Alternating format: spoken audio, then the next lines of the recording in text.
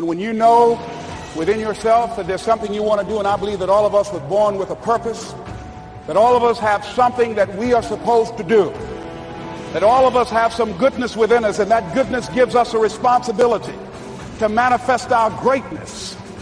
And when you know that, you can feel it in your guts, and you know that you're deliberately operating below your potential. You've gotten comfortable. You stop expanding, you stop stretching, you stop challenging yourself. Let me share something else with you. Not only is it possible for you to have your dream, but it's necessary. It's necessary that you have it, that you work on it, that you develop yourself, that you go for what is yours in the universe. I have a friend that at the beginning of the year I was in Los Angeles giving a speech, and I do a seminar teaching people how to become involved in the speaking business, and also one called Speaking with Power, teaching people how to begin to develop their communication skills. And this friend, I said, I want you to work with me. I called her up. She said, Les, are you sure I can do it? Sure you can. You have a PhD in communications. I don't have that. If I can do it, sure you can do it. In fact, I'm going to give you the support that you need. Here's what I realized, ladies and gentlemen. We only have enough energy to take us to a certain level. But it's necessary that we assemble ourselves with other people who share our vision, other people that can see it for us, to give ourselves a home court advantage. So it's necessary that you seek out other people who think like you, who are growing, who have decided that they are not satisfied with where they are. See, I don't believe that necessity is the mother of invention. No, necessity, in my opinion, is not the mother of invention. Refusing to accept things the way that they are is the mother of invention. When you decide, I'm not going to settle for this is not going to be it for my life, I deserve more than this. See, that will start making you do some stuff. See, a lot of people go to work every day miserable, and all they do is just talk about how miserable they are. But they don't do anything about it. So I was telling her that I knew she hated her job with a passion. I said, you can do this. You got more going for you than I have going for me. And we've been going through this for years, ladies and gentlemen. She'd been to my seminar speaking for a living.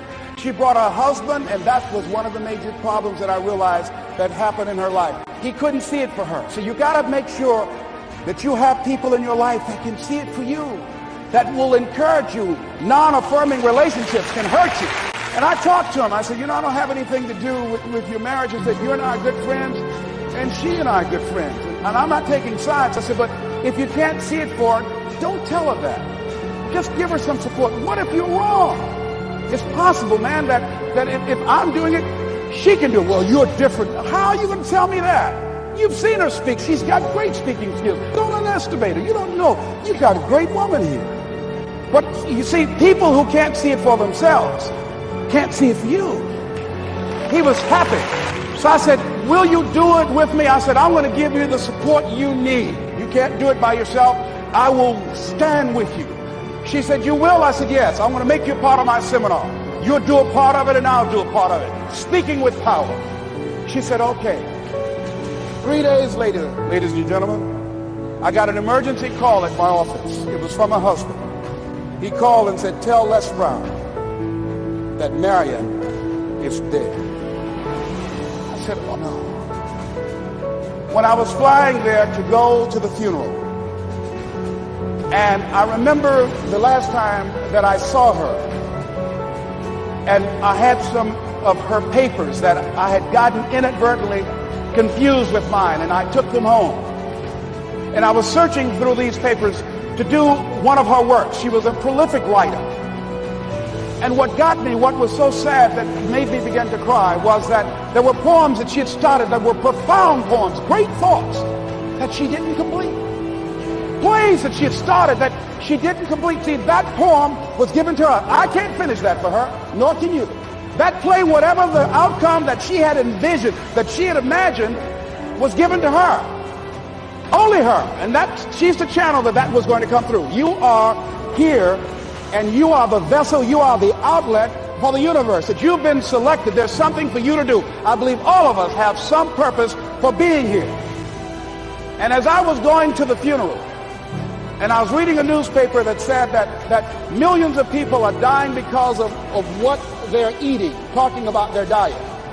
And I'm sure that it was Mariam talking to me, whispering, saying, Les, the next time you speak, say that even more are dying because of what's eating them. When the challenges of life come your way, you've got to find ways to increase your sense of self-appreciation, because if you don't, you're bombarded with negative stuff every day that beats you down, and you will find yourself unconsciously engaged in self-destructive behavior. If you don't program yourself, life will program you. So you want to have an agenda for your life. It's necessary that you have some direction for your life. A friend at the National Speakers Convention gave us a presentation, and it really struck me. He was talking about when he was traveling across Europe, Warren Gresham, and he said at different points, soldiers would wake them up on their journey and ask him the question. And I posed this to you. The question was, where have you been? Why are you here? And where are you going? And that's what I ask you. Where have you been? Where have you been up to this point? You look at your life. You look at what you produce. Is it giving you what you want? Are you living on purpose? Are you living your dream? Are you acting on your ideas? Are you doing all you can do? Have you gotten comfortable? Are you procrastinating? Are you evading your own greatness? Are you surrounding yourself with people that can nourish you? Are you challenging yourself? Are you experimenting? Are you learning something different? Is your life an adventure, or is it boring? Where have you been? Why are you here? What brought you here? Investing the time, the money. What brought you here? And where are you going? What is it that you can get out of this session, out of this lecture? That when you leave here, rather than this just being a spectator event, that you got some idea, some dream, that you might have to go back and brush it off and look at it again and say, I've got to do this. This is my stuff. This is what I'm supposed to do. This is why I showed up. Where are you going with your life? What decisions are you making right now as you look into the future? Are you experimenting to find out what other talents and abilities that you have? See, we're in the time right now. The day is gone where you could just go to college and get out and get a job and work 30 or 40 years with job security and retire with a gold watch. The gold watch days are gone. Brand new day, party's over. So now you have got to be multi-talented and multi-skilled. You've got to use all your stuff. You don't know what else you can do. I didn't know I can do what I'm doing right now. It's necessary that you stretch and challenge yourself and say, let me see. I start out as a trainer. I'm a trainer. That's what I am. That's what my expertise was in. And then I decided, let me see, can I speak? And then I discovered, hey, I can do that. What if I hadn't tried to do than just been satisfied with just being a trainer, with a limited vision of myself? And then after training, and then I said, well, maybe I can go into business for myself. And I started speaking, going into business for myself. Well, maybe I could train other speakers and teach them how to go into business for themselves. So you want to have a backup plan. You want to have other strategies for yourself. In case this doesn't work out, you've got something else going over here. You don't want to ever put yourself in a situation where you have a limited vision and you're only using a limited amount of your talents, of your skills, and of your abilities. And I'm saying to you, it's possible you've got some talents, some ideas in you, your ability to do some stuff that you haven't even discovered yet. And I'm suggesting that it's necessary that you get outside of your comfort zone. It's necessary that you develop some new relationships where you can learn from people. It's necessary that you do reading, that you do research. It's necessary, if you're already involved in some business, that you don't be satisfied with where you are. If you want to make it today, it's necessary for you to constantly look at ways of getting better.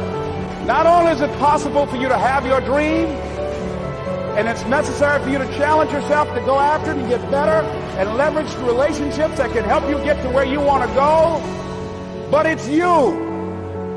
The major key to your reaching your dream, your living up to your greatness, your making your contribution is you. If the economy is good, fantastic. If the banks are loaning money, that's great. If people are positive, that's great. You don't have any opposition, that's great. But the major key to your making things happen in your life is you. When I wanted to get on public television, you know, they told me, you can't do that. So wait a minute, I've seen these other people on. It's possible I can get on. Let's be realistic. Come on, be logical. I said, well, wait a minute. Why can't I do it? Well, let's look here. Think about guys who have credentials, all kind of credentials. You don't have any college training. They're not going to put you on television. Give me a break. I said, thank you for that. God love you, and I'm trying. And went on about my business. You hear me? Let me tell you something. What people think about you and the possibilities for your dream is none of your business. That's their business. They have no imagination, ladies and gentlemen. They're living out of the past, out of their memory. Their attitude is it can't be done because they haven't seen it. They're judging according to appearances.